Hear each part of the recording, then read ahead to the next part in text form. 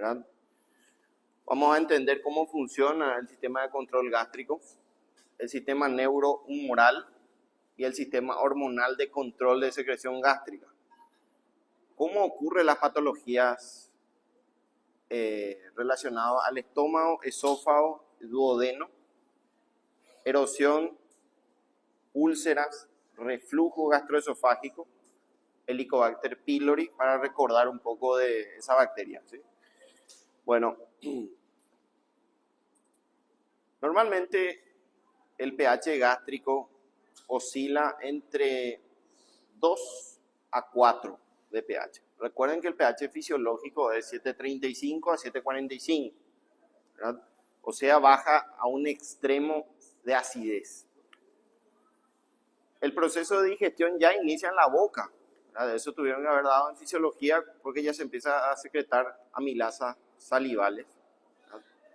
Y continúa hacia el estómago con una condición de extrema acidez, ¿verdad? De extrema acidez. Por supuesto, este ácido puede lesionar a la mucosa gástrica. Puede lesionar, puede ocasionar erosiones, úlceras y hemorragia digestiva alta, ¿verdad?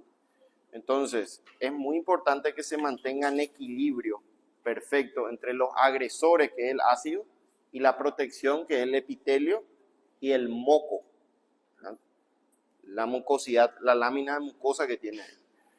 Bueno, también esto controla sistemas de control neurohumorales y hormonales, ¿verdad? Sabemos que las células que producen ácido clorhídrico, que tienen bomba de protones o bomba ATPasa hidrógeno potasio, se encuentran en las células parietales, ¿verdad? ¿Dónde se encuentran las células parietales? En el cuerpo y arriba también, en el techo, en el fondo, ¿verdad? Fondo y cuerpo. Esa información es importante.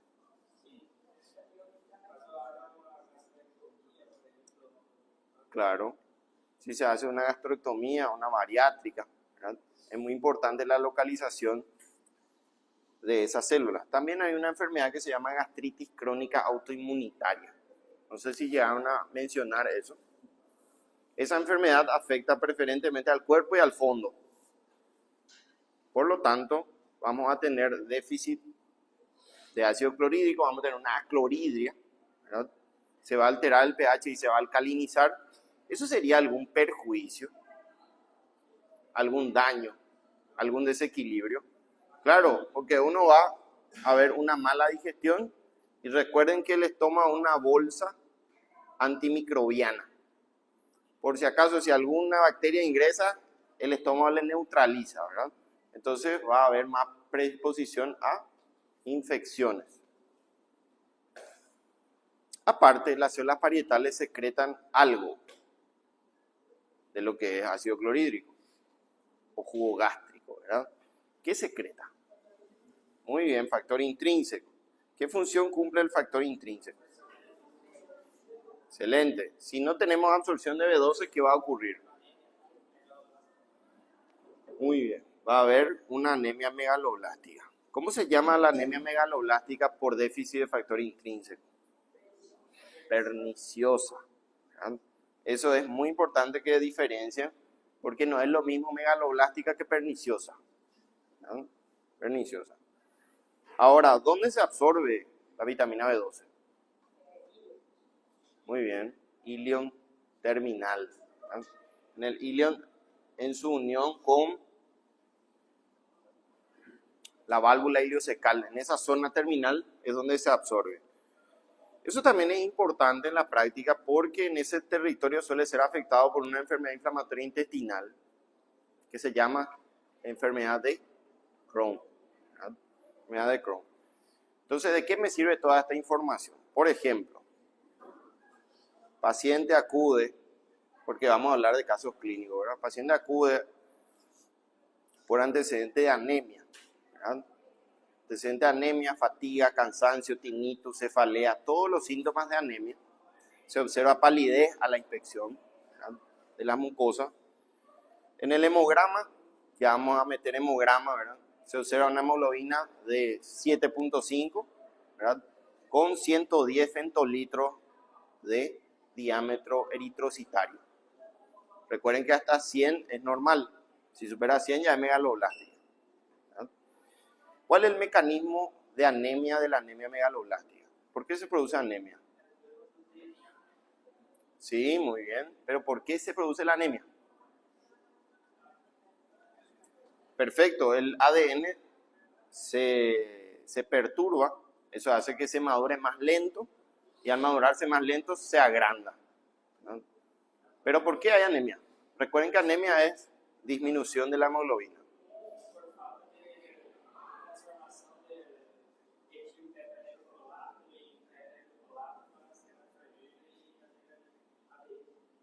Algo más sencillo, bueno, mucho más sencillo. Bueno, ustedes se imaginan, eso es muy importante, mecanismo de anemia. Yo no te pregunto por qué ocurre el agrandamiento, yo te pregunto por qué hay anemia.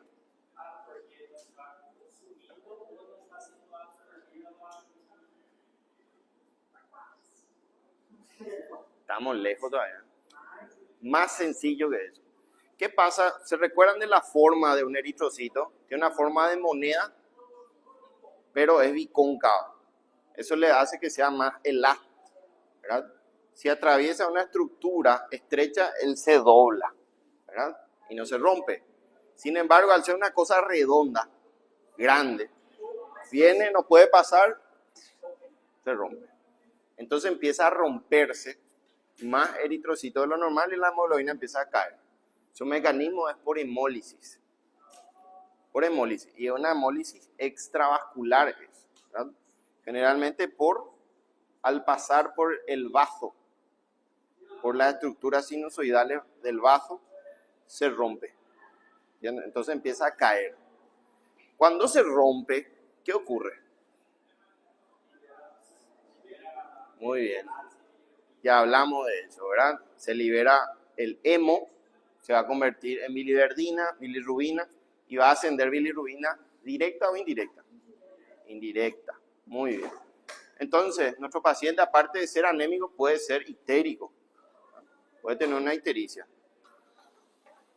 Bueno, eso es muy importante porque puede venir acoplado a esto.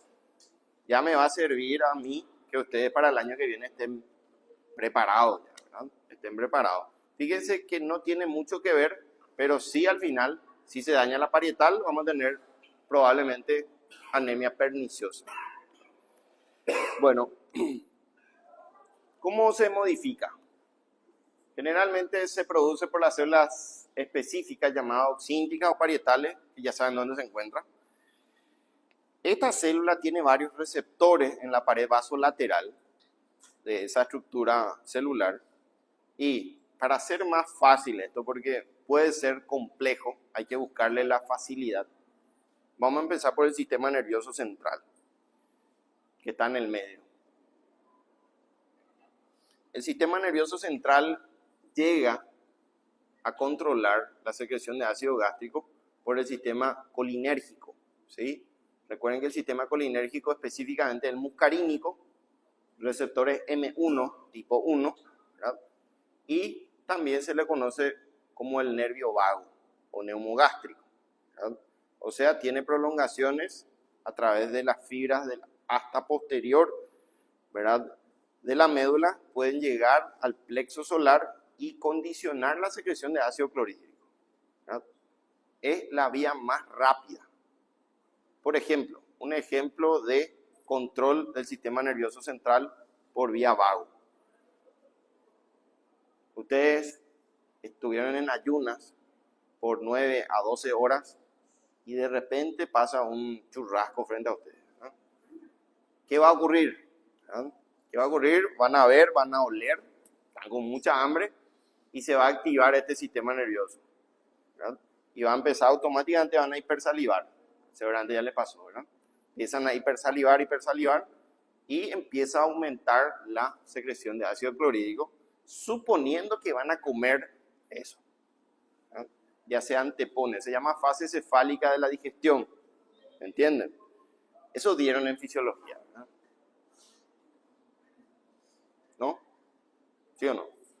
Probablemente sí, ¿verdad? Bueno, también tiene control el tracto solitario, el núcleo del tracto solitario y el hipotálamo. Son tres estructuras que van a controlar la secreción de ácido clorhídrico a nivel gástrico, ¿verdad?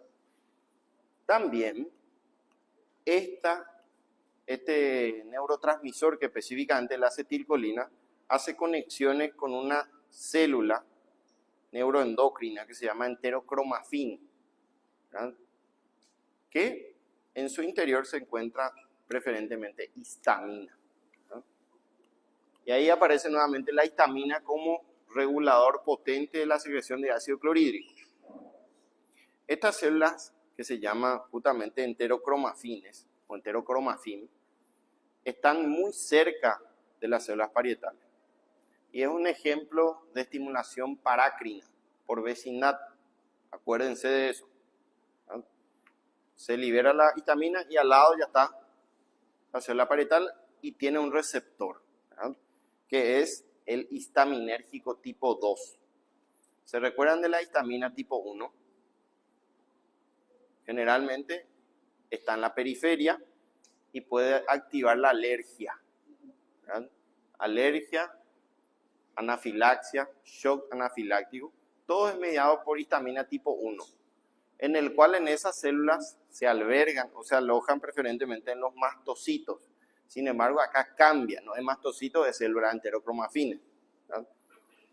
Bueno, también el histaminérgico tipo 1 está en el cerebro y produce somnolencia, ¿verdad? Somnolencia, principalmente con los antialérgicos clásicos o antiguos, ¿verdad? Bueno, y por último la gastrina, que está ahí, ¿no?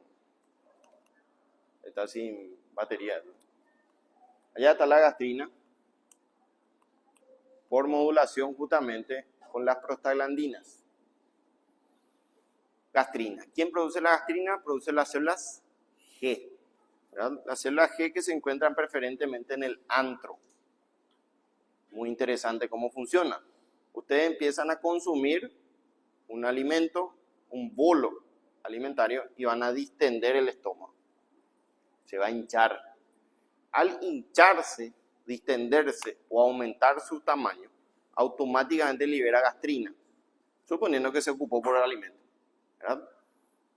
Perfecto. La gastrina va a empezar a actuar sobre unos receptores específicos que se llaman de colecitoquinina tipo 2, que tiene la célula parietal y también le estimula de paso a las enterocromafinas. Entonces tiene doble vía también, una directa y una indirecta, ¿verdad? ¿Cuál de ellos es el más potente para estimular la producción de ácido clorhídrico? La gastrina. La gastrina es la más potente, ¿verdad? Empieza a bajar el pH de 4 en promedio, 3, 2, 1, y el sistema se alerta y dice, mira que tu ambiente ya es muy hostil, está muy ácido, y activa un mecanismo compensador que es la somatoestatina, que son producidas por las células D.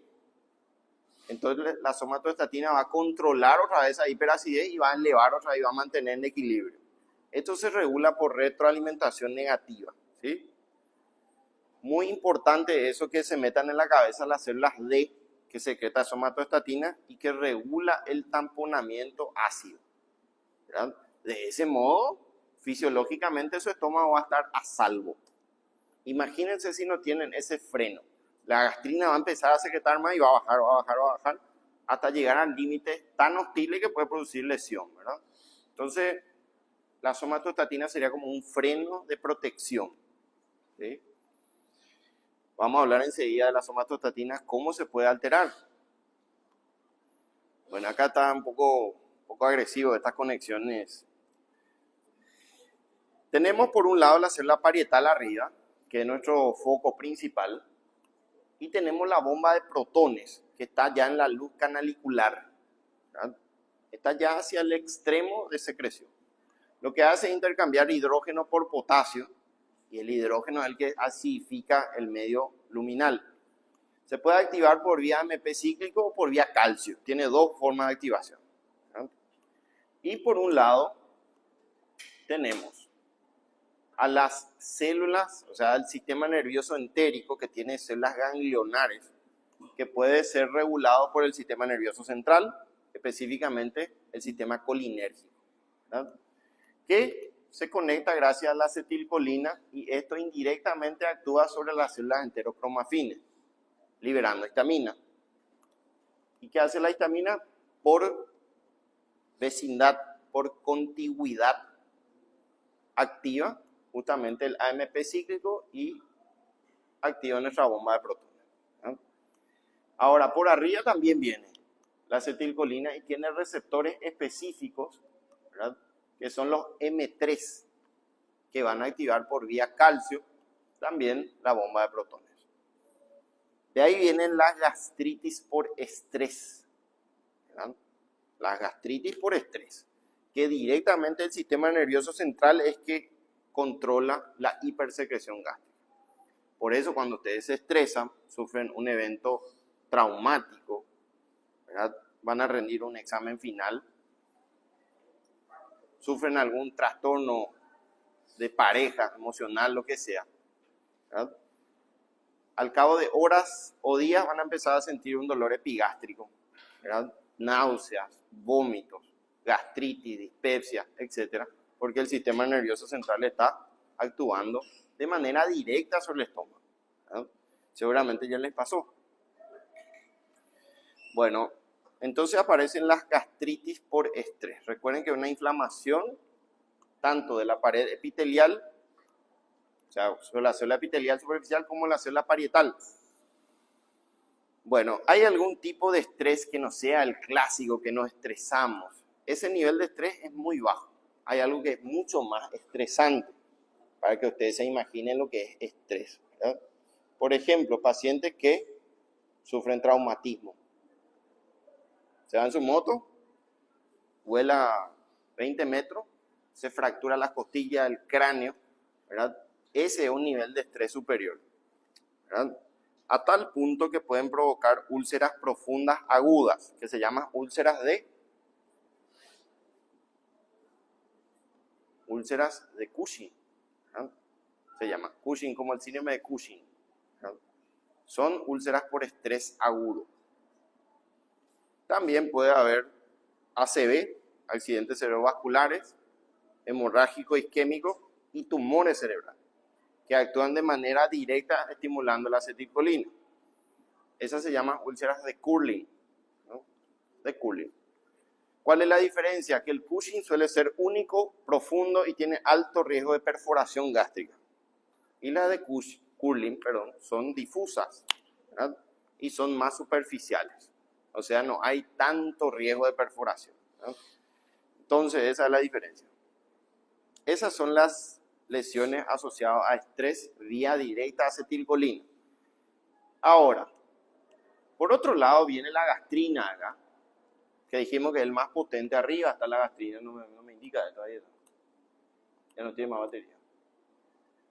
Gastrina, que va a actuar directamente sobre el receptor colecitoquinina 2, que va a actuar también vía calcio, activando justamente la bomba de protones. También de manera indirecta le activa la histamina. Acá. Tiene también receptores de colecitoquinina, histamina y actúa por vía AMP cíclico. O sea, la gastrina, doble vía de activación de bomba de protones.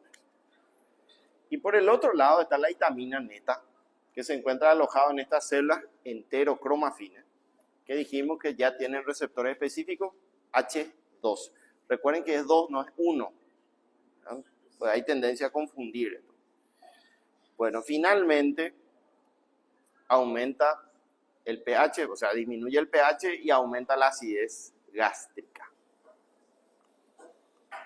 Y aparecen los inhibidores directos de la bomba de protones, ¿verdad?, que aparecen los prazoles, omeprazol, lansoprazol, esomeprazol y una serie de cosas que son considerados los mejores protectores gástricos, los más potentes, los más efectivos, mejor cinética, menores efectos adversos. O sea, lo ideal, ¿verdad? También me olvidé decirles que un estrés superlativo, un estrés grande, es la internación. Ustedes deciden, por eso internarle a un paciente no es una decisión muy fácil. Hay muchos que no saben muy bien la interna, ¿verdad? El internarse es una serie de secreciones, ¿verdad?, neuronales que va a predisponer también a gastritis. Entonces nosotros ya sabemos eso. Y cuando se interna a un paciente, independientemente del diagnóstico, le ponemos un protector gástrico. ¿Por qué? Porque se demostró que el nivel de hemorragia digestiva asociada a estrés en internado aumenta a partir de las 48 a 72 horas. ¿Verdad? O sea, el paciente vino porque tuvo un ACV hemorrágico y se complica con una hemorragia digestiva. Y varias veces ya demostramos eso porque nos olvidamos. Se olvidaron, no le pusieron y después ya empieza a vomitar sangre. ¿No? Vomitar sangre, anemia. Había sido, no tenía protector gástrico. Entonces un protocolo durante la internación, no importa si está en terapia, si está en sala normal, en cualquier lugar, tiene que tener su protector gástrico. Y preferentemente usamos inhibidor de bomba de protones. Abajo está el Helicobacter pylori. Ustedes ven que es una bacteria, ¿se recuerdan de este germen? Es una bacteria gram negativa. ¿Verdad? Es una bacteria gram negativa que es muy difícil de tratar. Tiene la capacidad de vivir en un medio hostil, ácido. ¿Verdad? Genera una envoltura de protección alrededor gracias a sus enzimas como ureasa. ¿Verdad? Y aumenta notablemente la acidez al estar el Helicobacter pylori. Uno, porque activa el factor activador de plaquetas, que va a aumentar la acidez, va a aumentar la inflamación. Y por otro lado, ¿se recuerdan de la somatostatina, que era nuestro protector? Disminuye brutalmente la somatostatina. Entonces, la gastrina baja y no tiene un freno. Entonces aumenta el daño. ¿Verdad? Aumenta el daño ante la presencia del Helicobacter pylori. ¿Dónde se asienta naturalmente el Helicobacter pylori? En el antro, ¿verdad? Por eso es culpable de la gastritis crónica antral multifocal. Son varios focos inflamatorios en el antro, ¿verdad? Por supuesto, si esto no controla, se puede diseminar por todo el estómago, ¿verdad? Normalmente es antral. Y hay una gastritis crónica que se llama difusa, que es continua y lineal, que es de la autoinmunitaria. ¿No? Bueno, ¿cuál era el tratamiento del Helicobacter pylori? Muy bien, claritromicina viene de 500 miligramos cada 12 horas, asociado a amoxicilina, y dice amoxicilina solo, no sulbactam ni clavulánico, porque me dijeron que en Brasil sea clavulánico. 1 gramo, no 500, 1 gramo cada 12 horas, metronidazol de 500, este sí damos cada 8, ¿verdad? Y le agregamos nuestro inhibidor de bomba de protones. ¿Cada cuánto? Cada 12 horas. Cada 12 horas. Entonces hay una regla de 12. Son 4 fármacos hoy. Se le agregó recientemente el metronidazol por aumento de resistencia, ¿verdad? Bueno, ¿por cuánto tiempo vamos a tratar esto?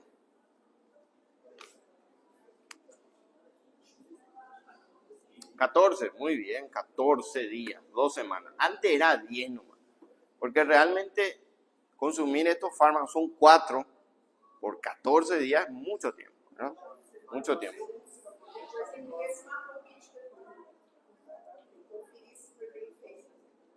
Hay que hacer un control, ¿verdad? Una nueva biopsia y ver si desaparecieron los gérmenes, ¿verdad? Porque hay veces que a pesar del tratamiento siguen estando ahí. Sigue estando ahí. Y ahí, ustedes saben que esto, la vez pasada, por ejemplo, se fue una alumna, no de acá, de otra facultad, a consultar. Estaba asustada. Ella me dice, doctor, estábamos haciendo una prueba en el laboratorio de, creo que de bioquímica, algo por el estilo, y tenían los test de Helicobacter pylori. Le salió positivo. ¿Qué voy a hacer, doctor, verdad? ¿Y qué es lo que corresponde? ¿Qué ustedes harían? Si viene el test del Helicobacter pylori, que son anticuerpos realmente, ¿verdad? No va a salir positivo si no tiene. Es imposible, ¿verdad? Entonces, quiere decir que la paciente tiene o porta el germen y puede ser que no tenga síntomas, ¿verdad? Generalmente es asintomático, ¿verdad? Entonces, la correcta decisión sería darle una orden de endoscopia digestiva alta. Se tome biopsia, generalmente se toma de 10 biopsias más o menos, y se ve si está o no el germen. Eso sería lo correcto. O directamente iniciar tratamiento para el Helicobacter pylori. ¿Qué pasa si no trata?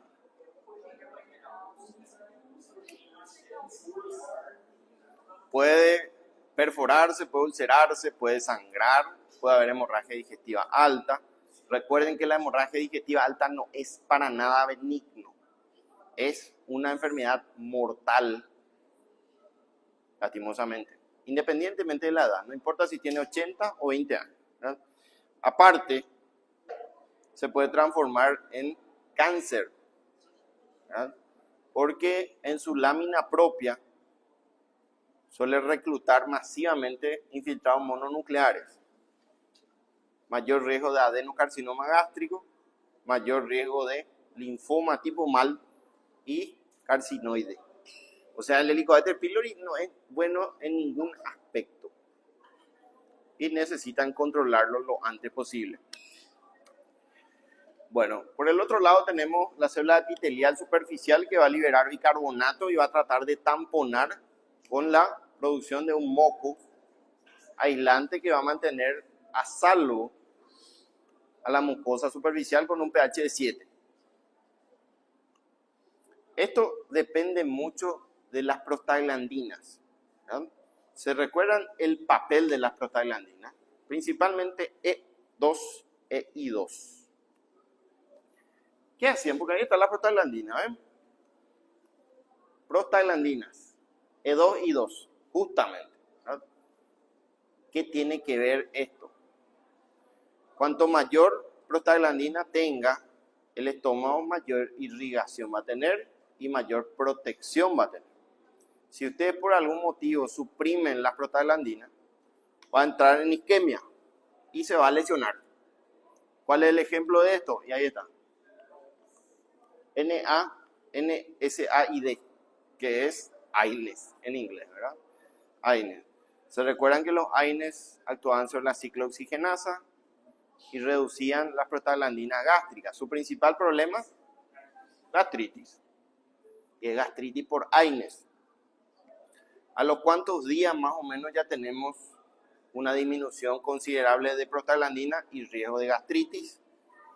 5 días, 7 días, asegurado una gastritis asociada a AINES. Seguramente ya les pasó, consumían porque le dolía algo y después ya duele, molesta, distiende, ¿verdad? Bueno, a lo contrario, aparece un fármaco que se llama misoprostol.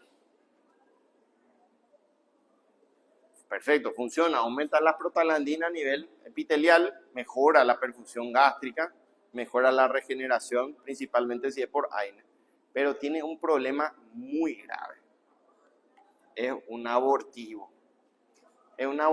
potente. En la farmacología ginecológica objetiva se usa para expulsar los fetos muertos, retenidos, ¿verdad? Algún resto, ¿verdad? Uterino, molas, embarazos anembrionados, todo está bien. Pero, ¿qué pasa si le dan a una gestante normal? Activa la contracción uterina, relaja el cuello uterino y abortivo, ¿verdad? Por eso está un poco prohibido esto, ¿verdad? Está un poco prohibido, no es de venta libre, ¿verdad? Principalmente en los países que tienen restringido el aborto, ¿verdad? En otros países, en Estados Unidos, eso probablemente sea venta libre, ¿verdad? Bueno, entonces esto es realmente hay que tener cuidado con el misoprostol. Tiene un nombre clásico que se llama Cytotec y está acá el ejemplo, ¿verdad? Bueno, hablamos de la digestión, ya sabemos básicamente todo. Normalmente el pH en reposo. Estamos hablando de fuera de digestión basal. ¿Y qué basal? A la primera hora de la mañana, ¿verdad?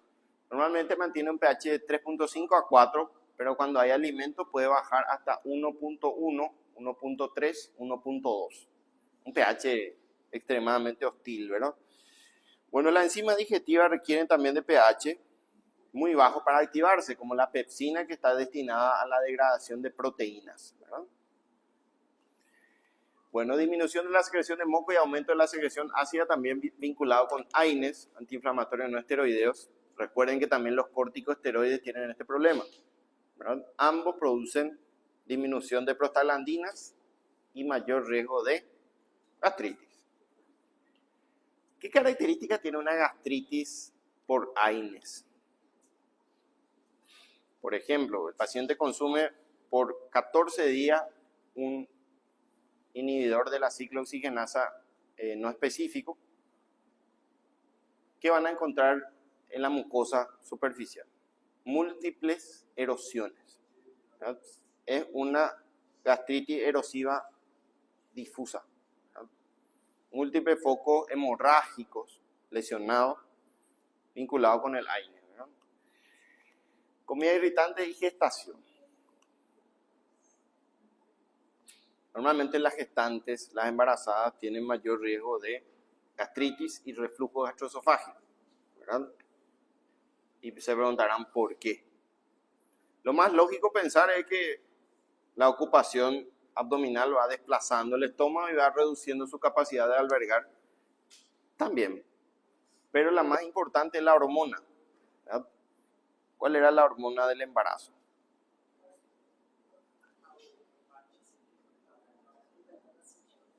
La progesterona.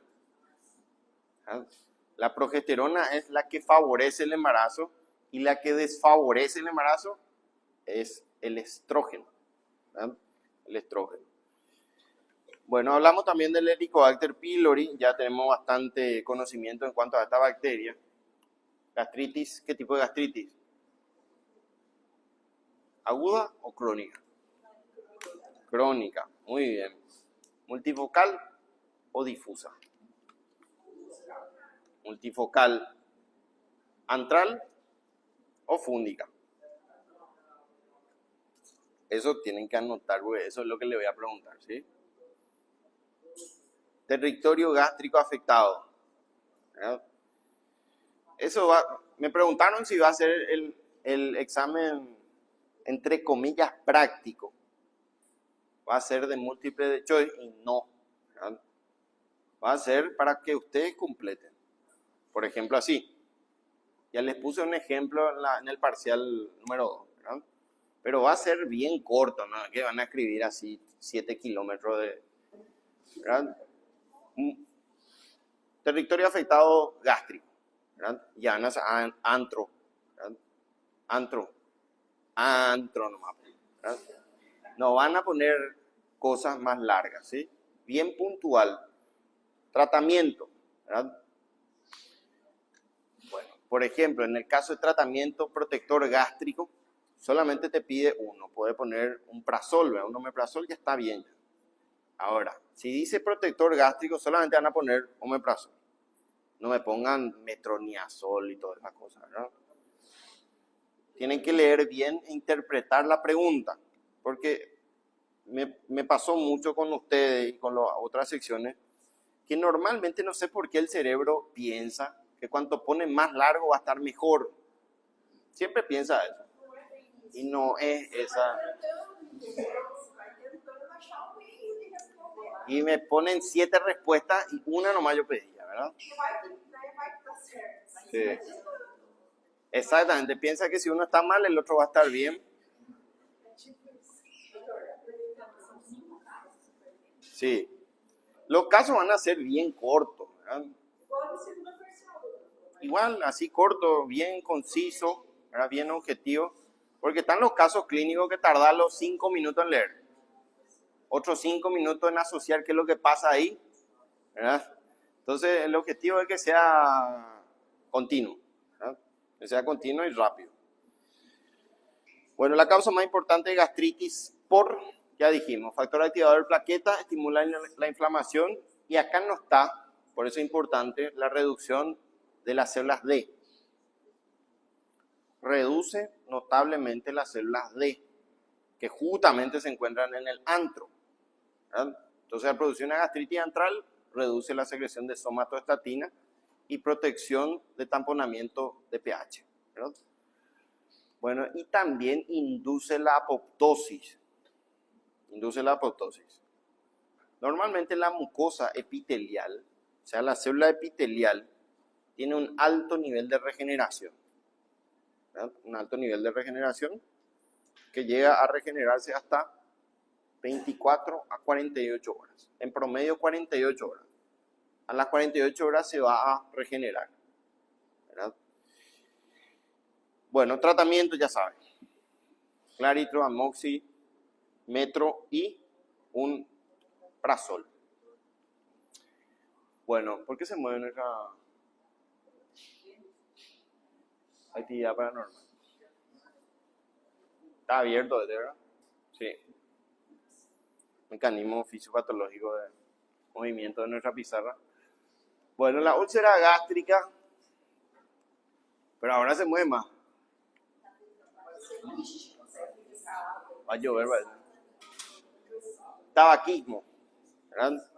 Ustedes saben que el tabaquismo aumenta el riesgo cardiovascular, ¿verdad? Aumenta la aterosclerosis, aumenta el daño endotelial, aumenta el daño gástrico, da mayor índice de cánceres. Siempre se vincula con el cáncer pulmonar, ¿verdad? Principalmente el epidermoide o el escamoso y el de las células pequeñas. Los dos son re agresivos, ¿verdad?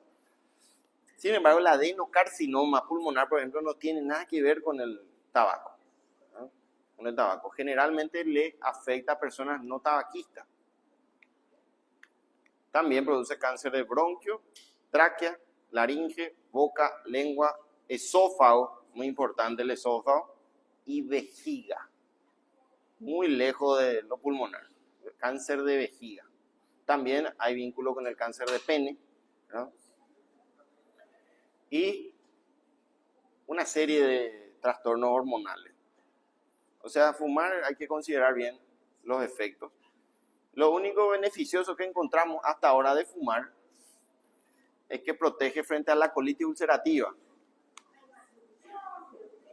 Hay una ventaja, ¿verdad? Pero te favorece el Crohn. Entonces está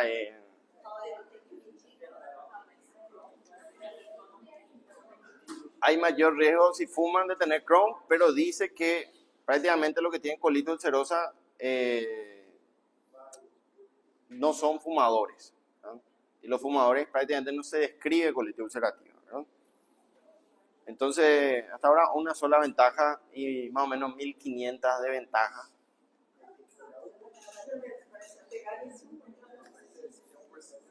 Bueno, 1% de... Bueno, también el uso prolongado de aspirina. Hay muchas personas que usan aspirina como un protector endotelial, ¿no? Ustedes saben que la aspirina es el mejor antiplaquetario, el mejor antiagregante dentro del grupo de AINES, pero es un AINES y puede generar gastritis a largo plazo. Entonces de ahí analizaron cuál sería la dosis ideal, que ustedes ya saben cuánto es la dosis ideal de aspirina como protector endotelial. Muy bien. Se llegó a un consenso que era 100 como máximo. Eso es importante porque la mayoría se vienen en 125 y esos 25 ya es importante, ¿no? Bueno, malos hábitos, estrés, ya saben cómo el estrés actúa a nivel gástrico. Y el alcohol, otra vez. Ahí está Barney, ¿eh? El alcohol realmente no es el alcohol directo, es su intermedio metabólico que se llama acetaldehído, ¿verdad? El acetaldehído es el que tiene la capacidad de destruir el estómago, producir gastritis, ¿verdad? De producir gastritis, de producir pancreatitis. Bueno, ¿cuáles son los síntomas? Y en este punto es donde vamos a interpretar nuestro caso clínico, ¿verdad? ¿Cómo vendría un paciente con síntomas de daño gástrico? ¿Verdad? Depende, puede ser un daño gástrico o un daño esofágico, ¿verdad? Bueno, normalmente acá dice, hay algo muy importante. Si es una lesión erosiva o ulcerativa, ulcerosa, ¿verdad? Normalmente las úlceras que son profundas, que ya superan la muscular de la mucosa, se relaciona mucho con la secreción basal. ¿Qué es secreción basal? La secreción de las primeras horas del día, ¿verdad? Que hay mayor acidez, ¿verdad? Entonces, teniendo ese conocimiento, el paciente se despierta del sueño y tiene el estómago vacío, hambre. Al tener el estómago vacío y hambre, duele. ¿Por qué duele? Porque la úlcera está ahí siendo lesionada, ¿verdad? Entonces es el hambre dolorosa. Así que no le hagan mucho caso a esto, ¿verdad? El que produce dolor después de las comidas generalmente son trastornos biliares. Biliares. Puede ser una colecistitis, ¿verdad? Una litiasis vesicular. Entonces, más bien es un hambre dolorosa que mejora con el consumo de alimentos alcalinos. Entonces el paciente, qué sé yo, toma algún lácteo, un yogur, ¿verdad? Y le mejora eso. Le mejora el dolor, la acidez, la regurgitación. También pérdida involuntaria de peso puede ser, no es algo muy frecuente. La indigestión abdominal puede ser más conocida como dispepsia, ¿verdad? Una sensación molesta en el epigastrio. Puede haber también heces sanguinolentas o negras. Elena, ¿verdad? Si es negra, por eso es importante preguntarle a los pacientes. Ustedes ven una hemoglobina baja, ¿y qué es lo primero que van a pensar? ¿Cuál es la principal ruta de pérdida de sangre? Estómago. Estómago. Casi siempre es. Entonces, en un 80% vamos a pensar, está perdiendo sangre por vía digestiva, ¿verdad? Entonces, ¿qué le vamos a preguntar? Señor, usted cuando va al baño, ¿no notó algún cambio en el color de sus heces? ¿Verdad? Principalmente si son negras, así como ese bote de basura, ¿verdad? Bien negra, uniforme, ¿verdad? Tipo asfalto, alquitranado, ¿sí? Y por supuesto es maloliente, pero un olor más fuerte de lo normal, porque normalmente es maloliente, pero es más de lo normal. Si le dice sí, es posiblemente que estemos frente a una melena y comprueba que está perdiendo sangre por vía digestiva alta. Recuerden bien que es alta. ¿Por qué es negra? Muy bien, porque viene de arriba y se fue digiriendo y se convirtió en un bolo bien digerido de sangre. Si ustedes le auscultan, porque ya tienen que ir comprando su estetoscopio, porque van a usar el año que viene, le auscultan el abdomen, los ruidos hidroaéreos van a estar aumentados o disminuidos. Recuerden que cuánto es los niveles normales de ruidos hidroaéreos. Si pueden, tienen que comprar su estetoscopio y escuchar su abdomen. Normalmente es de 5 a 30. Es un intervalo muy grande. Si es menos de 5 hablamos de ilio y si es más de 30 hablamos de hiperperistaltismo, ¿verdad? Ustedes saben que la sangre es un procinético natural. O sea que va a aumentarla. Ustedes auscultan y va a estar una serie de borborismos continuos que le va a confirmar más aún desde el punto de vista semiológico su hemorragia digestiva, ¿verdad? Entonces toda información es importante, la importancia es cómo utilizar esa información para llegar a un diagnóstico, ¿verdad? Bueno, por supuesto, si ustedes tienen esa información que el paciente le dice, mira que doctor cambió mis heces, ahora está un poco negra, ¿verdad? directamente para certificar vamos a pedir sangre oculta en heces, ¿verdad? ¿Por qué? ¿Acaso hay una pseudomelena?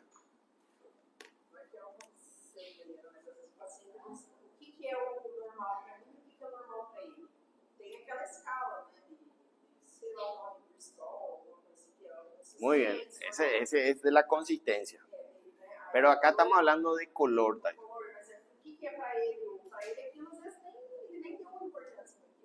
Bueno, de hecho que el color negro no es normal, ¿verdad? Ahora, la pregunta era, ¿hay alguna forma de alterar el color sin que haya sangre? Muy bien, ¿cómo? ¿Cómo?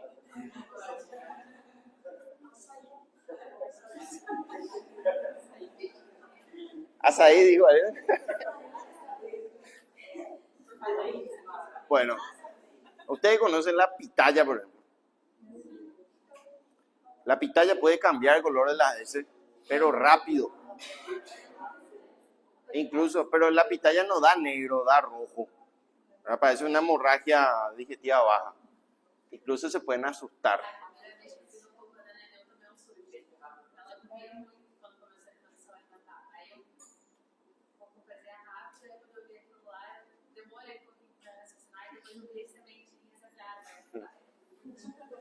Ustedes saben el hierro, por ejemplo. El hierro suplementario da color negro, ¿verdad? También si consumen muchos productos cárnicos, mucha carne, ¿verdad? Una dieta keto exclusiva puede cambiar eso. Y hay que preguntar, ustedes van a hacer un arte del interrogatorio dentro de poco, ¿verdad? Hay que preguntar, nos pasó una vez, ¿verdad? El paciente estaba anémico, ustedes le miraban, parecía como esta pizarra blanco estaba. Y le preguntamos si hubo cambio en la coloración de las heces. Tenía hemoglobina de 7, no era muy bajo también, pero se le veía bastante pálido. Y nos dijo, sí, negro. Por si acaso no consumiste hierro, porque alguien ya vio esa hemoglobina de 7, ¿qué le dio? Hierro, ¿verdad? Sí, estoy tomando hierro. ¿Y ahí qué hacemos? Por supuesto seguimos dudando y le pedimos sangre oculta en heces. El hierro no te va a dar sangre oculta en heces. Si tenés sangre oculta en heces es porque estás sangrando. Entonces la forma de desempatar en ese caso, que me parece un poco complejo la situación, es pedir el estudio específico. Es barato. Una pequeña muestra de heces, pequeña digo porque algunos traen en un balde, ¿no? En botella, ¿cómo se llama este recipiente de nido? Leche nido, ¿verdad? De toddy. Bueno, vómito y náuseas también, ¿verdad? Esto es importante porque si el paciente tiene vómito, ¿verdad? Si su motivo de consulta, que van a hablar muy frecuente dentro de poco, es vómito, automáticamente se convierte en una gastritis aguda, ¿verdad? ¿Qué pasa si tiene diarrea? Es una enteritis. ¿Qué pasa si tiene diarrea y vómito? Gastroenteritis. Ahí surge la gastroenteritis. Entonces, si vamos a ser objetivos en el diagnóstico, es muy específico. Entonces, vamos a plantear un caso con estos síntomas. Atiendan bien que este, por ejemplo, el de arriba, que está en el extremo, no es así. Bueno, hablamos de antiácidos que se utilizan de igual manera, se comercializan bastante. Están los sistémicos y están los no sistémicos. Lo que más se utilizan son los no sistémicos, como el hidróxido de aluminio y el hidróxido de magnesio, ¿verdad? Que se vende muchísimo y realmente funcionan porque tamponan la acidez y mejoran los síntomas, pero transitoriamente. Transitoriamente. Bueno, entre los antiácidos, que recuerden que antiácidos son los luminales, generalmente lo que hacen un efecto en la luz, aparece el bicarbonato de sodio. Este se sistematiza, ¿verdad? Y aparte de neutralizar la acidez, puede ser utilizado para alterar el pH. Por eso hay que tener cuidado con los pacientes. Ahora, por ejemplo, teníamos una paciente diabética, insuficiencia cardíaca, todo lo que ustedes se imaginan tenía esa paciente, ¿verdad? Y tenía un pH de 7.1. Recuerden que es 7.35 el piso, ¿no? La base. O sea, estaba acidosis, en acidosis, acidótica, y tenía un bicarbonato de 9. Si leemos la literatura, dice que esa paciente se tiene que dializar.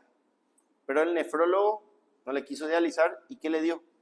Bicarbonato de sodio, para tratar de subir el bicarbonato central y alzar el pH principal, ¿verdad? Por supuesto, no creo que funcione, ¿verdad? Es un placebo, ¿verdad? Un placebo que se va a tener que dializar en días. Bueno, sales de magnesio y aluminio y calcio también aparece. Hablamos primeramente, este es muy famoso, este Philips, ¿verdad? Hidróxido de magnesio. Bueno, rápida acción, sí, es muy rápido porque tampona en el momento, neutraliza el ácido de manera baja a moderada. Tiene efectos adversos principalmente en los que tiene trastorno de eliminación de ciertos minerales, como la insuficiencia renal. Puede llegar a acumular justamente cloruro de magnesio y puede producir una hipermagnesemia y puede producir arritmias, ¿no? Arritmias. También es importante saber que el magnesio es tóxico cerebral, va a producir el deterioro del estado de conciencia, ¿verdad? Pérdida generalmente de los reflejos, ¿verdad? Tienen que comprar también su martillito de reflejo. Es una forma. ¿Se recuerdan que el magnesio se usaba mucho en eclampsias, ¿verdad? Y en la embarazada se usa dosis alta y uno monitoriza por reflejo. Si ya no tiene reflejo es porque está intoxicada ya con magnesio, ¿verdad? Bueno, después tenemos el aluminio también, hidróxido de aluminio. Esto ya es acción antiácida moderada.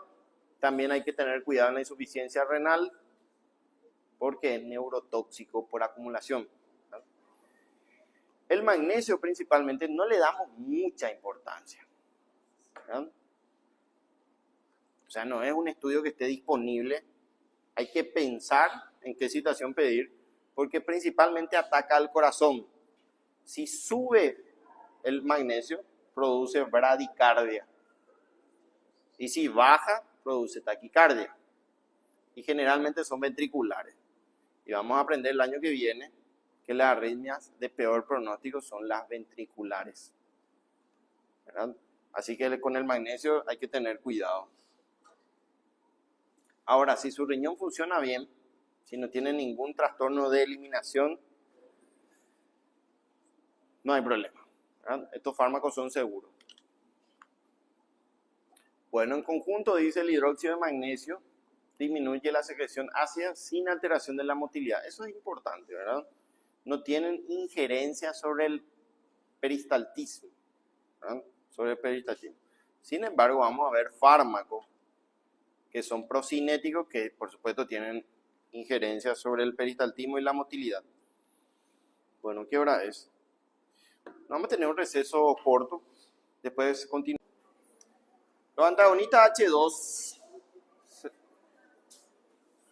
Está interesante acá la fofoca.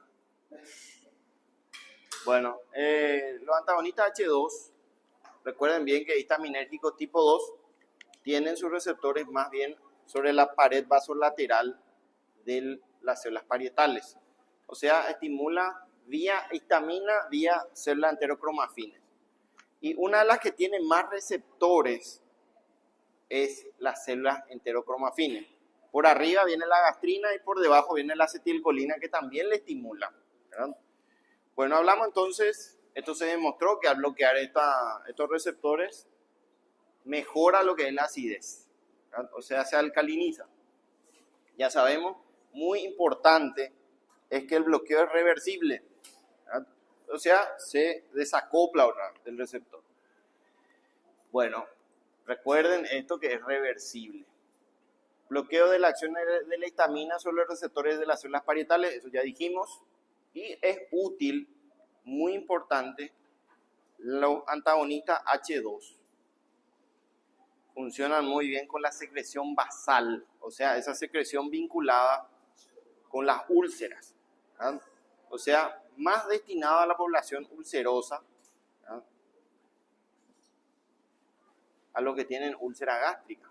Ya sabemos, nos imaginamos una úlcera, generalmente bordes bien delimitados, no sobreelevados, ¿verdad? Bien plano, con un fondo limpio, ¿verdad? Esas son las características de las úlceras pépticas. Péptica viene del ácido, ¿verdad? Porque tenemos también úlceras neoplásicas, ¿verdad? Bueno, disminución del ácido gástrico, ya sabemos esto cómo ocurre, y aparecen 4 fármacos: cimetidina, ranitidina, famotidina y la nisatidina. Solamente están bien disponibles la ranitidina y la cimetidina. Los otros dos no están muy disponibles, efectos adversos, ¿no? Recuerden bien esto porque la farmacocinética es un poco problemática, ¿verdad? Tiene muchos trastornos de absorción, ¿verdad? Solamente tenemos biodisponibilidad del 50%, tiene mucho efecto primer paso hepático, ¿verdad? Y generalmente la duración de acción es dependiente de dosis. Va a durar más si le dan más dosis. Recuerden que es un bloqueo reversible, entonces va a depender de dosis. Estos fármacos tienen un problema, tienen efectos adversos. ¿No? Bueno, ¿qué dice? Son eliminados por una combinación hepática, también se eliminan por filtración glomerular y por secreción tubular. O sea, tiene 3 formas de eliminarse. Nos dice que tras el consumo de una dosis puede reducir hasta el 70% de la secreción de ácido clorhídrico. Eso no es muy ventajoso, porque los inhibidores de bomba de protones pueden llegar a bloquear el 95%. Entonces, tenemos muchos trastornos de absorción, biodisponibilidad, y también el bloqueo no es muy significativo, ¿verdad? Como dice ahí, inhiben preferentemente la secreción basal, que es la vinculada o relacionada con la enfermedad ulcerosa, ¿no? Entonces, más bien destinado a úlceras. Bueno, se absorben bien por vía oral. Ustedes van a tener cápsulas de ranitidina, ¿verdad? Generalmente está disponible. Alcanzan concentraciones máximas recién a las 3 horas. Es muy lento. Otro problema. Ustedes van a notar cuáles son los problemas de estos antagonistas H2. Sin embargo, los antagonistas de la bomba de protones o los bloqueadores de bomba de protones, a las 1 hora ya alcanza concentraciones máximas. ¿Esto nos ayuda en algún aspecto? Por supuesto. Si el paciente tiene una hemorragia activa, necesitamos rapidez, ¿verdad? Bueno, otro problema. Se intensifica con la comida y disminuye con los antiácidos. Este no tiene mucho requerimiento de ayunas, o sea, incluso se aumenta con alimentos, ¿verdad? Podríamos recomendar que consuman una ranitidina o cimetidina con alimentos. Sin embargo, para los prazoles es necesario que estén en ayunas y vamos a entender enseguida por qué. Ahora, si tiene falla renal y estamos hablando específicamente de un aclaramiento de creatinina de menos de 50 ml minuto, ¿se recuerdan de la fórmula de aclaramiento de creatinina? Tienen en cuenta justamente la creatinina, la glucosa, una serie de cosas. Entonces, se calculaba justamente para el ajuste de antibióticos en falla renal. También es importante para este fármaco, porque si tiene menos de 50, tienen que darle la mitad de la dosis. La mitad de la dosis. Como les dije, los más famosos, los más disponibles, los más utilizados comercialmente son la Rani y la Cime. En Paraguay se usa más Rani, ¿verdad? Está todavía disponible. Se llegó a quitar del mercado por... ¿No hay más? Bueno, nosotros tenemos todavía. Sí, tenemos todavía reserva de ranitidina. Tengo entendido que se volvió a habilitar. No sé qué dijo el ministerio. Lo que pasa es que acá en Paraguay hubo una serie de complicaciones. En Brasil también. Porque hubo convulsiones, ¿verdad? Hubo convulsiones con ranitidina. En nuestra experiencia nunca tuvimos complicaciones, ¿verdad? Pero aparentemente sí, no sabemos el laboratorio o si no estaban vencidas, algo por el estilo, ¿verdad? A veces borran la fecha de vencimiento y no sabemos cuándo venció, ¿verdad? Cimetidina, por suerte no pasa eso acá, ¿verdad? Cimetidina se usaba mucho, no sé si se sigue usando en Brasil, ¿verdad? Ya no, ¿verdad? Se usa preferentemente para inhibir la secreción de ácido clorhídrico, ¿verdad? Puede reducir hasta el 50% de inhibición a las 10 horas entre 400 a 800 miligramos y ranitidina 150.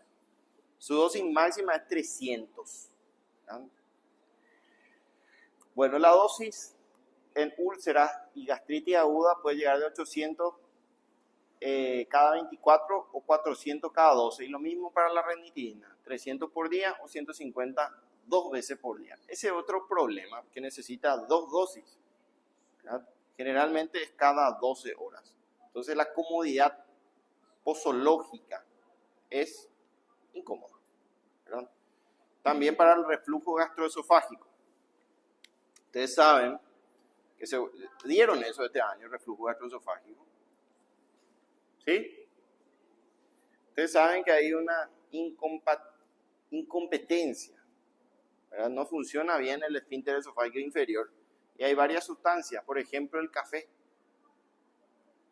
El café reduce el tono del esfínter esofágico inferior y da mayor reflujo gastroesofágico, ¿verdad? Café, menta, chocolate, cigarrillo, fumar, también fármacos, ¿verdad? Fármacos. Bueno, ¿cuáles son los efectos adversos? Son generalmente todos banales: diarrea, fatiga, ¿verdad? Cefalea, mialgia, estreñimiento raro, muy poco frecuente, nunca vimos, ¿verdad? Ahora, si administramos por vía intravenosa está el peligro. Generalmente se usa vía intravenosa y puede haber fenómenos neurológicos como confusión, alucinaciones, excitación psicomotriz, agitación, y no figura acá, pero puede producir convulsiones. Y acá hubo convulsiones, y ustedes saben que la convulsión no se ve muy bien, es una forma de expresión bastante compleja que puede comprometer la vida. Entonces ahí sacaron de circulación. Y la cimetidina, aparte de todo lo anterior, tiene fenómenos hormonales. En el hombre principalmente. Produce ginecomastia, puede llegar a producir galactorrea, impotencia sexual y también una disminución del conteo de espermatozoides, ¿verdad? Disminución del conteo de espermatozoides. O sea, puede producir trastornos hormonales interesantes, ¿verdad? Bueno, hablamos de los inhibidores de bomba de protones. Hasta ahora los más importantes. Tenemos 6, ¿verdad? Omeprazol, rabeprazol, esomeprazol, pantoprazol, dexlansoprazol, ¿verdad? ¿Qué me faltó? El esomeprazol. Generalmente los pacientes buscan uno más potente, ¿verdad? Todos tienen el mismo equilibrio en potencia. En un momento se llegó a decir que el esomeprazol era el más potente de todos, ¿verdad? Más potente para controlar la acidez gástrica. Pero realmente tienen todo el mismo poder. Bueno, ¿cómo ocurre? Consumen su cápsula, normalmente tiene una cápsula de 2 colores, consumen, dice la literatura que necesitan acidez para liberarse más rápido y absorberse mejor. O sea, si ustedes consumen, ¿dónde hay mayor acidez? Al despertarse, ¿no? Entonces se recomienda en ayunas. En ayunas. Y hay muchos médicos que siguen indicando omeprazol en ayunas. Lo único que mejora es la velocidad de absorción. La concentración no se altera. Y finalmente los fenómenos farmacológicos se mantienen. O sea, consumir antes o después de la comida realmente en la práctica no tiene nada que ver, ¿verdad? Sin embargo, ¿cómo se llama? Acá se llaman visitadores médicos, el que te trae su fármaco y te promociona, ¿verdad? Recomiendan siempre eso y te vende como si fuera que una obligación darlo en ayunas, ¿verdad? Sin embargo, no es así. El único que no tiene problema de velocidad de absorción, que realmente no es un gran problema, es el dexlansoprazol. Por eso tiene un precio un poco más elevado de lo normal, ¿no? Dice que no importa si consumen antes o después de la comida, igual su velocidad de absorción no se perturba. Bueno, entonces tienen algunas diferencias. ¿Por qué hay tantos? Porque según nuestra literatura no dice que hace tolerancia. Sin embargo, hace. ¿Qué quiere decir eso? Consumen por 3, 6 meses y después ya no le hace mucho efecto, ¿verdad? Entonces, ¿qué recomendamos? Y ese es un secreto médico. ¿Qué recomendamos para evitar esa resistencia? Rotar. 3 meses le damos lansoprazol. Otros 3 meses rotamos a omeprazol y vamos cambiando, ¿sí? Ese sería lo ideal. ¿Qué pasa? Tenemos pacientes que están consumiendo omeprazol hace 5 años. ¿Y por qué, señora, seguí tomando, verdad? Y porque hace 5 años me dio mi médico y me hace bien. Vamos a ver si esto trae o no consecuencias el consumo crónico de omeprazol o lansoprazol o lo que sea. Bueno, ya sabemos que actúa sobre la bomba de protones, ¿verdad? Disminuye la secreción de ácido hasta un 95%, ¿verdad? Tras un consumo en 24 horas. Recuerden que la dosis es 1 por día en la mayoría de los casos. Bueno, son supresores más potentes, ya dijimos eso, de la secreción de ácido clorhídrico. Todos son profármacos. Todos son profármacos y necesitan activarse en un medio ácido o liberarse para su absorción. Por eso es la recomendación, entre comillas, en consumir en la primera hora del día. Bueno, después de absorberse, sigue siendo un profármaco. Fíjense que recorre todo el circuito circulatorio, llega al hígado, se sistematiza, llega a las células parietales, atraviesa las células parietales. Está con requerimiento energético.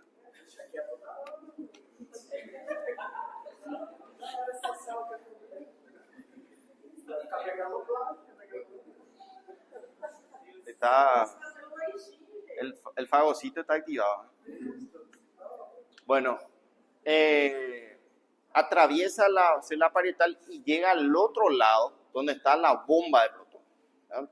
Y requiere una enzima que está en un medio ácido para que se pueda convertir de profármaco a fármaco activo. O sea, todo un largo recorrido para llegar hasta la bomba, expulsarse y ahí activarse, ¿verdad? Una vez que se activa de profármaco a fármaco activo, recién inhibe, ¿verdad? Muy importante, de manera irreversible. Sin embargo, los H2 eran reversibles. Estos son de manera irreversible. Ustedes, suena agresivo, ¿verdad? ¿Cuánto tiempo vive una bomba de protón? En 48 horas. Entonces le va a bloquear por un periodo máximo de 2 días y luego se generan nuevas bombas de protones, ¿verdad? Bueno, esto ya hablamos, ¿verdad? Acá dice, de manera irreversible, inhibiendo así la secreción gástrica en cualquier circunstancia, ¿verdad? Se administra una dosis al día. Eso es importante. ¿Se recuerdan de la gastritis erosiva asociada a estrés que nuestros pacientes se van a exponer al internarse? Entonces iniciamos una profilaxis. No queremos que se lesione, no queremos que sangre, ¿verdad? Entonces esa profilaxis es una dosis por día. ¿Qué pasa si la lesión es mucho más grave, más profunda y hay una hemorragia? Generalmente recurrimos a cada 12 horas, ¿no? Por ejemplo, el omeprazol viene de 20 miligramos, vamos a administrar 2 veces por día, aumentando justamente la distribución de inhibición de bomba de protones y de ese modo mejorando el pH. ¿Verdad? Está demostrado que funciona. ¿Verdad? Está demostrado que funciona. Incluso, recuerden que llega a su pico máximo a las 24 horas recién. Para acelerar el pico máximo pueden hacer una dosis de carga, que normalmente ronda alrededor de 4 ampollas de omeprazol. ¿Cuánto cuesta un omeprazol en ampolla? 75.000, 80.000 guaraníes por ahí. O sea, multipliquen por 80.000, 4. Eso se mezcla en un suero fisiológico de 250 y se le gotea generalmente para 24 horas. ¿No? Entonces conseguimos un impacto mayor, más rápido, porque acá nos interesa neutralizar el ácido. Esa es una medida ante la hemorragia digestiva alta. ¿No? Bueno, no se administran con fármacos que alteren el pH gástrico. Esto es muy importante. ¿Se recuerdan de los antiácidos? No estaría mal pensar de manera lógica, no médica, que si queremos acelerar este proceso le damos un omeprazol y un hidróxido de aluminio para acelerar ahí el proceso. Sin embargo, lo que va a hacer es impedir su absorción y no va a cumplir su papel. Entonces no se recomienda con antiácidos. Bueno, dentro de todo son fármacos seguros que requieren dosis de ajuste, que no requieren dosis de ajuste, perdón.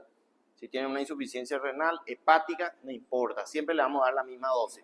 Sin embargo, ese no se cumple con los inhibidores o antagonistas H2, que sí requieren ajuste, ¿verdad?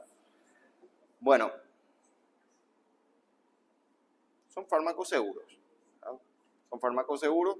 Algo muy importante, que casi me olvidé. Los antagonistas H2 son clase C para el embarazo. Y también el omeprazol y todos los prazoles. O sea que si la mujer gestante está embarazada y tiene mucha acidez o gastritis, olvídense, no se puede administrar esto. Sí, riesgo-beneficio. Ustedes saben que es riesgo-beneficio. Si, por ejemplo, tiene una hemorragia digestiva, está con peligro de muerte, ahí sí le vamos a administrar, ¿verdad? De lo contrario, no. ¿Y qué le damos? Entonces, generalmente recurrimos a los antiácidos.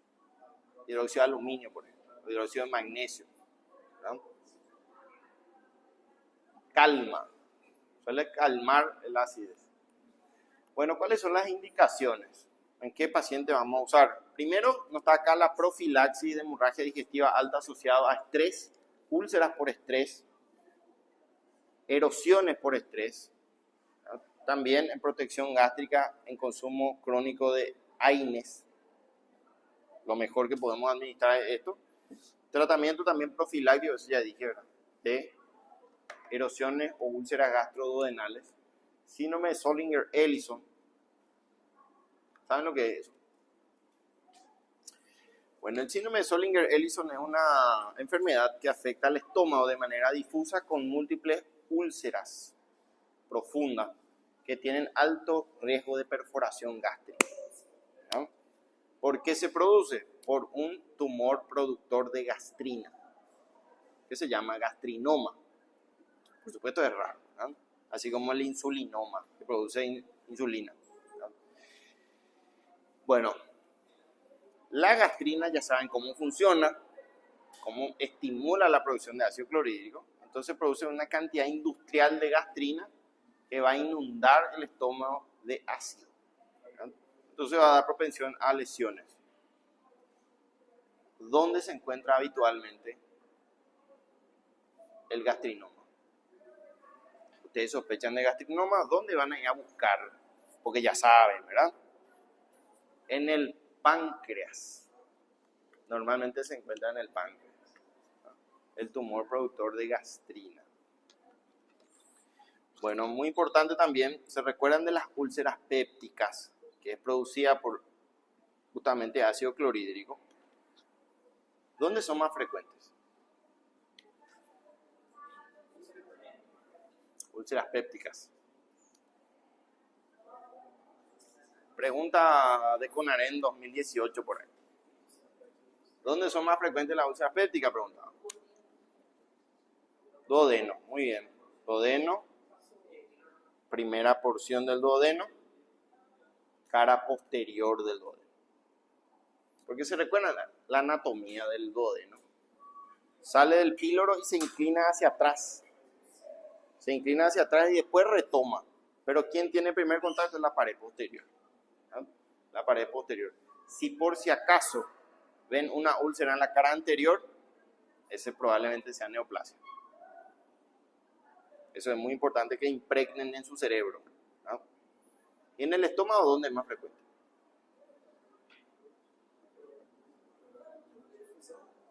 En la curvatura, ¿verdad? ¿Qué curvatura? ¿Mayor o menor? Generalmente en la mayor. Porque justamente alberga ahí el material ácido. Y arriba, si hay úlcera en la curvatura menor, neoplasia. Bueno, también en la enfermedad por reflujo gastroesofágico, ¿verdad? Normalmente uno puede tener reflujo gastroesofágico. Si quieren pueden experimentar, comen muchísimo en un periodo corto de tiempo, distienden el estómago y van a sentir el reflujo, la regurgitación, ¿verdad? Sin embargo, estas personas son los que regurgitan cotidianamente, ¿verdad? A tal punto que le altera la vida personal, social, ¿verdad? Producen muchos trastornos, disfagia, odinofagia, ¿verdad? Dispepsias constantes. Entonces, le cambia la vida. Cuando se perturba la vida cotidiana a un paciente por reflujo, se llama enfermedad por reflujo, ¿verdad? ¿Qué riesgo tiene una persona que curse con reflujo gastroesofágico? ¿Cuál es el riesgo? Uno, que sufra esofagitis. Esa esofagitis va a llevar a esófago de Barrett, ¿verdad? El esófago de Barrett. Y si el esófago de Barrett no se trata, va a un adenocarcinoma esofágico. El adenocarcinoma esofágico es el tumor más frecuente del esófago. ¿Qué voy a decir, Damara?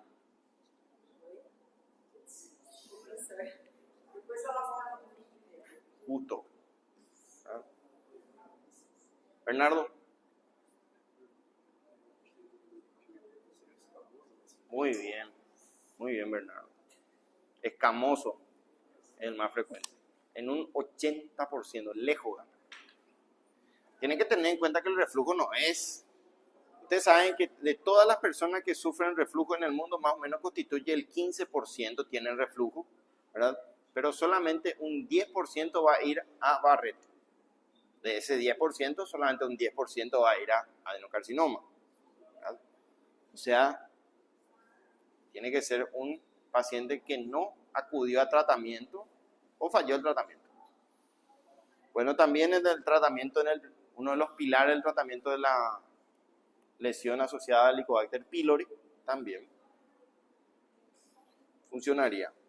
Bueno, ¿dónde se absorbe? ¿Se libera en estómago o se absorben en duodeno? Buena biodisponibilidad sistémica, muy buena comparativa con H2. Se metaboliza en el hígado en la mayoría, pero no suelen sufrir un efecto primer paso significativo. ¿No? Alteración en pacientes con insuficiencia renal hepática, crónica o aguda. No tiene alteraciones en cuanto a intervalo de dosis ni dosis. Y también se administra preferentemente por la mañana. ¿Por qué? Porque dice que aumenta la duración de efecto antisecretor, pero en realidad lo que sabemos hoy es que aumenta su velocidad de absorción. Solamente eso. O sea, en la práctica médica en el 2025 no importa si le dan antes o después de la comida. Eso ya se venció ese mito. Bueno, ¿tiene interacciones? Sí. Muy importante saber esto. Clopidogrel. No se llevan nada bien con el clopidogrel. ¿Saben qué es el clopidogrel? Es un antiagregante. Muy bien. ¿Cuál es su mecanismo de acción? ¿Bloquea? ADP. Muy bien. Bloquea el ADP. ¿Verdad? Sin embargo, el otro agregante, ¿cómo se llama? No, ese es antiagregante. ¿Cuál es el otro agregante?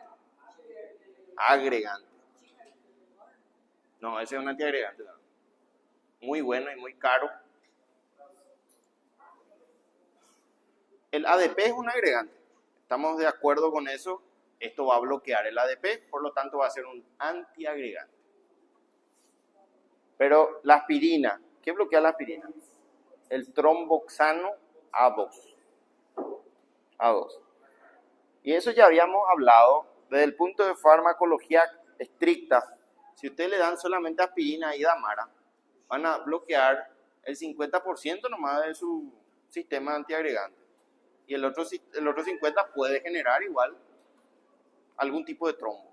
Entonces, si utilizan los dos, van a bloquear el 100% de la agregación plaquetaria, que se llama doble antiagregación plaquetaria. ¿Es el mejor? No. Como dijo, el ticagrelor es el mejor, ¿verdad? Pero el precio es altísimo, ¿verdad? Altísimo. Bueno,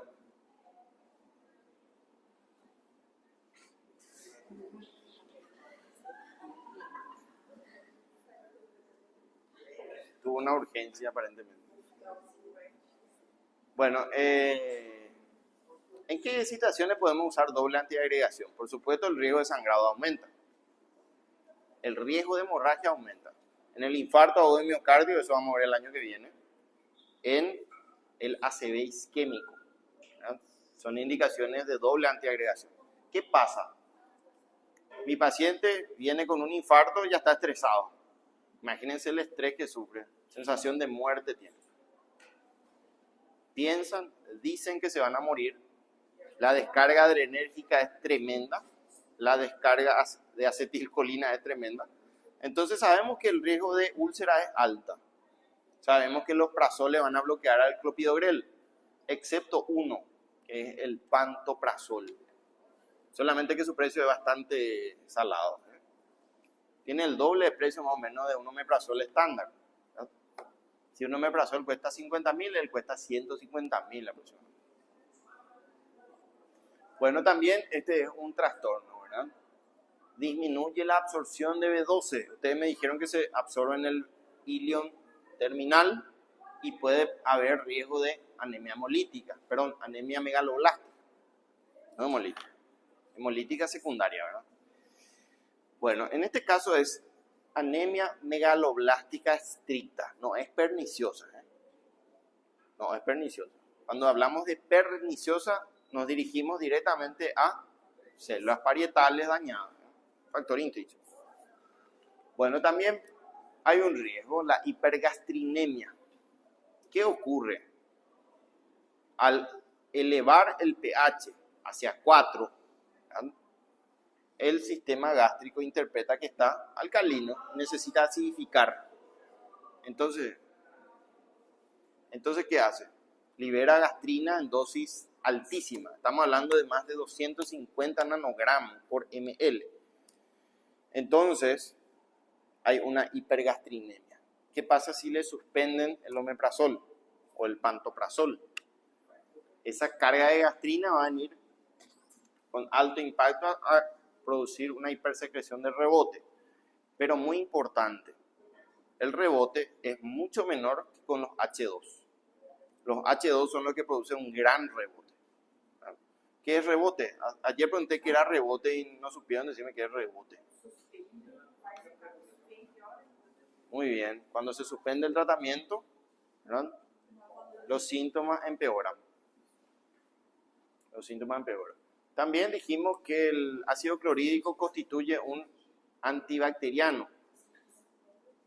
Es un neutralizador de bacterias. Todo lo que va a entrar en el sistema digestivo muere ahí en el estómago, excepto nuestro colega Helicobacter pylori. Bueno, entonces las personas que consumen por largo periodo de tiempo inhibidor de bombas tienen mayor riesgo de neumonías por broncoaspiración y asociado a la comunidad. Y también infección por Clostridium difficile o difícil, ¿verdad? Difíciles, que es productor de colitis pseudomembranosa. ¿Cuál sería la clínica de una colitis pseudomembranosa? ¿Cómo va a consultar? ¿Por qué va a consultar?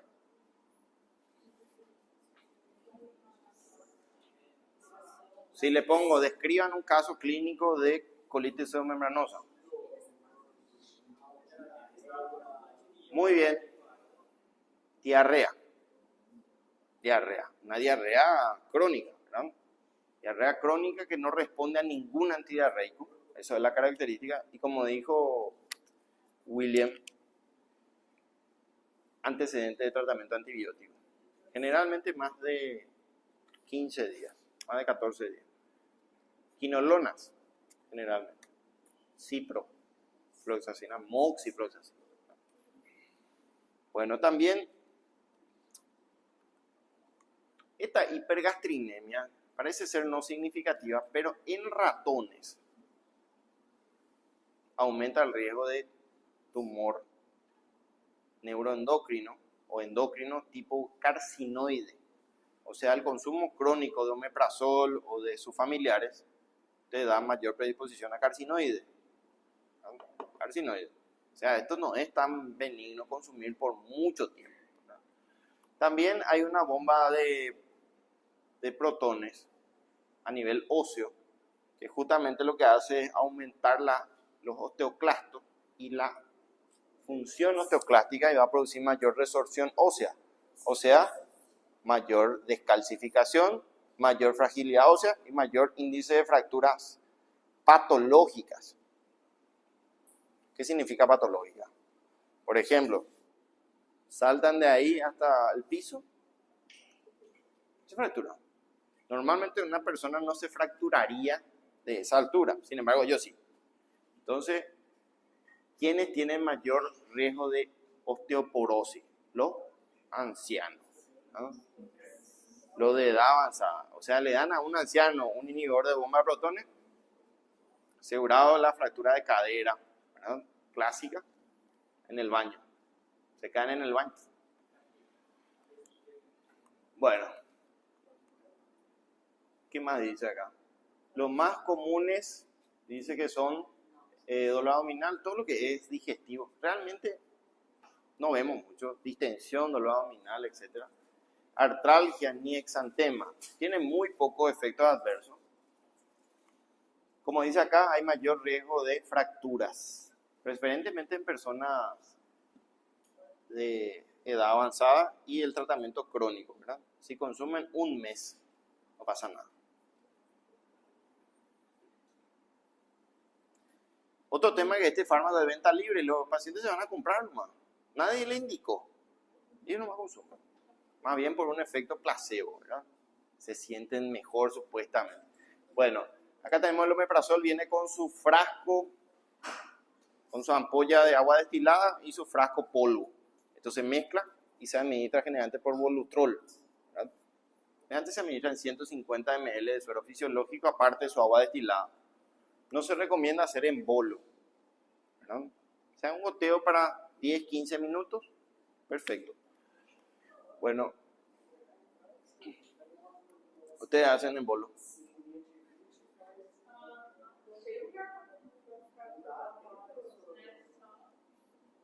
O en goteo.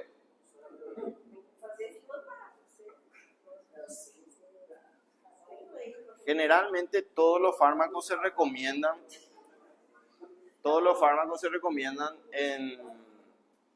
en Volutrol, ¿no? O diluir. Eso tiene que meterse en la cabeza, ¿sí? Nada hagan directo.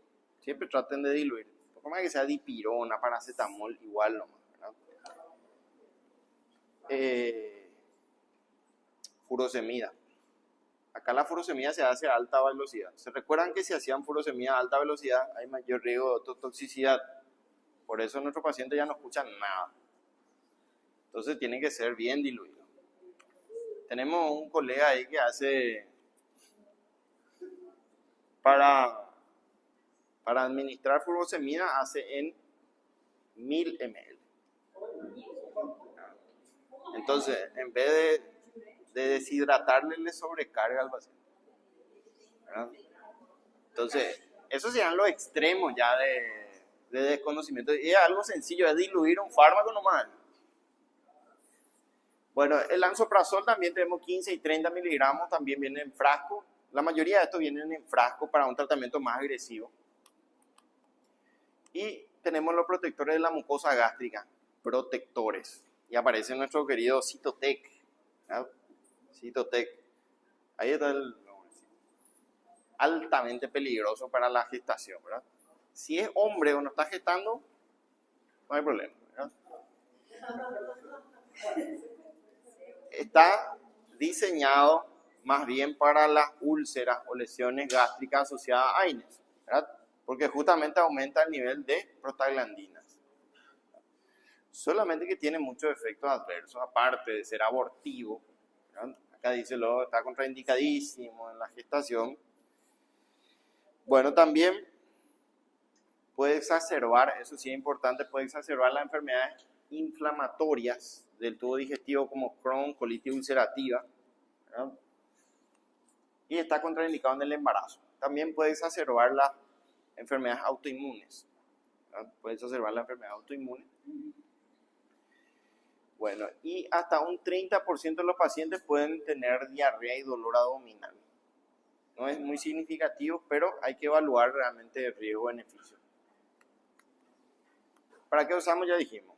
Lesiones asociadas a AINES. Ya saben que los AINES disminuyen las prostaglandinas y por ende aumenta el riesgo de daño superficial de la mucosa. Bueno, sucralfato, un mecanismo bastante interesante. Nos dice que es un polisacárido. Ustedes ven acá lo que simula ser una úlcera, ¿verdad? Este fármaco solamente se adhiere, se pega cuando hay mucosa dañada. Si la mucosa está intacta, no se pega. Entonces, localiza donde hay lesión, donde hay denudación del epitelio y ahí se va y se pega. ¿Qué beneficio tiene? Es una proteína, ¿verdad? Justamente, es tipo tiene un aspecto viscoso, un polímero viscoso que solamente se fija a las células epiteliales de las úlceras, ¿verdad? O sea, al epitelio dañado, a los cráteres, a las funciones. Bueno, se une a las sales biliares también, lo que estimula la producción de prostaglandinas. Aumenta la irrigación, aumenta la cicatrización y la reconstrucción dañada, ¿verdad?